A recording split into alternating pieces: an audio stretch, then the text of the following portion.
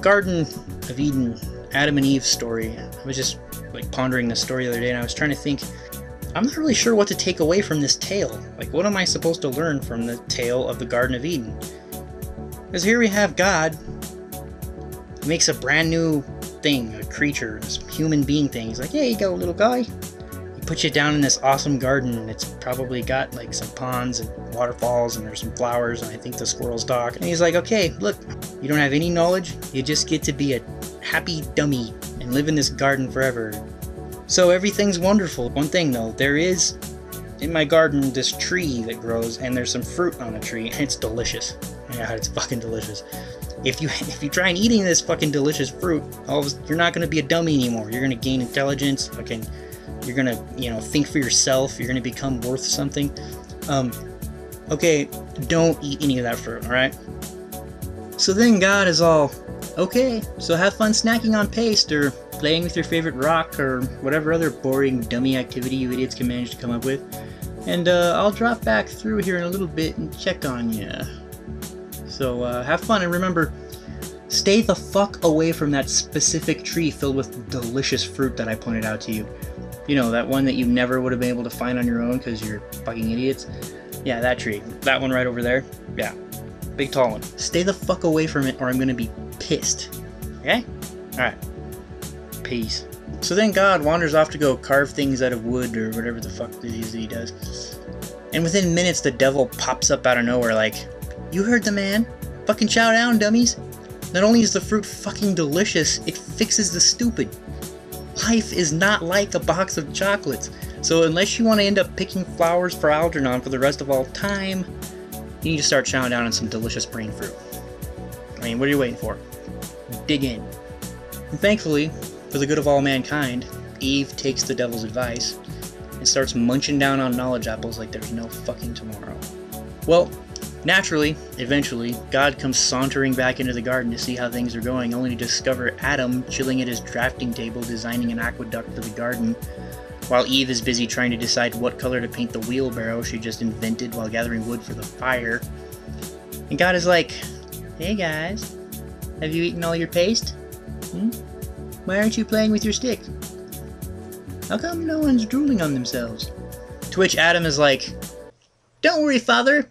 I plan on using this stick as part of a fulcrum I've designed to help move the heavy pieces of stone into place when I begin constructing the foundation for the aqueduct. Oh, that reminds me. Earlier I constructed a musical instrument out of a hollowed out piece of bamboo with a few holes drilled into it. All you have to do is blow in the end and here, look, music! And of course, that's when God is like, what the fuck is going on here? Instruments? Wisdom? Logical thinking? Barren and thoroughly picked over tree of knowledge? Half-eaten knowledge fruit pieces laying all over the place. You guys are no longer interested in taste. You fucking ate some of the goddamn brain fruit, didn't you? Didn't you? Not on my watch. No, sir. You just fucked up. And with that, God kicks them both out of the fucking garden forever. Tells them never to come back. He's even so pissed off he puts angels at the gates to the garden with swords made of fire to make sure Adam and Eve never come back to the dummy garden ever again. And now we have Xboxes and PlayStations and air conditioning and fruit roll-ups and, you know, all that shit.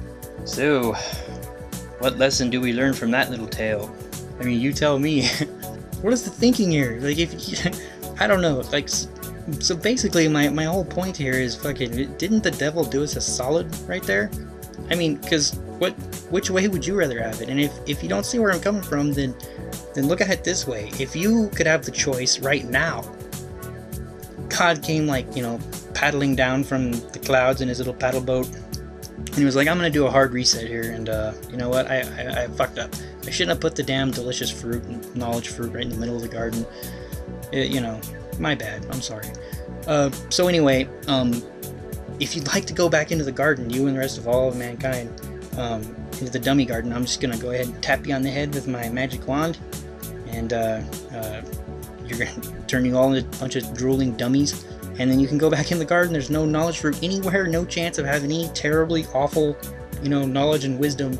That shit will not be anywhere to be found. You can just be dummies in the garden forever. Or you agree to stay out of the garden, the dummy garden, and you get to keep your, you know, your knowledge and wisdom, and, you know, PlayStation and Xbox and fucking DVDs and everything else.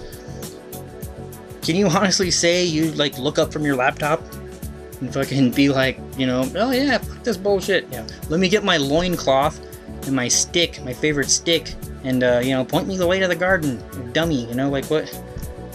Fuck knowing things. Like, who honestly would choose to go back to the dummy garden? Like, what? Why would you do that? Would any among you say, oh yeah, God, fucking tap me on the head with the Down syndrome stick and send me packing on into the forest so I can fucking make some mud sculptures and talk to a giraffe? That's my question. Like, anybody, theist, atheist, anybody is free to answer. I'd like to know what you guys think. Help me out. Enlighten me. I'll be waiting for your replies. Thank you for watching. Peace. Yeah, I know. It's, well, what it is it's actually, it's a cross, see? It's like a, what do you call it? It's like a prop. It's for my character that I am when I get in front of the webcam. And, that's why that's on there. Okay, that's a fucking huge zit. It just would not go away. I really wanted to film the video, so I thought I'd put the cross on there. You know, so just be happy it's on there.